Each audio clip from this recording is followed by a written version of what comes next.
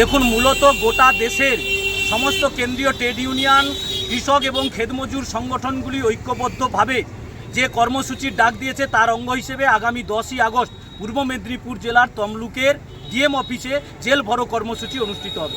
মূল দাবিগুলি আমাদের যা রয়েছে, এই সময় সম কোড বাতিল করতে হবে, সম কাজে সম বেতন দিতে হবে, কৃষকদের ফসলের ন্যায্য মূল্য দিতে হবে এবং ভারত সরকার আমেরিকার সঙ্গে যে মুক্ত বাণিজ্য চুক্তি করছে তা বাতিল করতে হবে।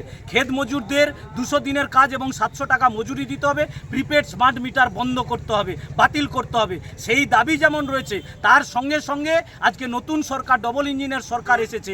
আজকে মা বোনেরা তারা অন্নপূর্ণা ভাণ্ডার থেকে বঞ্চিত হচ্ছে, স্বাস্থ্যর যে সুযোগ তা থেকে বঞ্চিত হচ্ছে, গরিব মানুষ রেশন থেকে বঞ্চিত হয়ে যাচ্ছে। এই দাবিগুলো রয়েছে। তার সঙ্গে সঙ্গে আমাদের যে স্থানীয় দাবি, সুতাহাটা ব্লক এলাকার বেহাল রাস্তাঘাটের অবস্থা, বিভিন্ন জায়গায় খাল নালাগুলি হয়ে গেছে, সেই নিকাশি ব্যবস্থা ঠিক হচ্ছে না। যেখানে যেখানে পানীয় জলের সমস্যা আছে, বয়স্ক মানুষ বার্ধক্য ভাতা পাচ্ছে না, বিধবা ভাতা পাচ্ছে না। এই স্থানীয় দাবিগুলোকে যুক্ত করে নিয়ে আজকে মূলত আমাদের এই মিছিল চৈতন্যপুর বাজারে সংগঠিত হচ্ছে।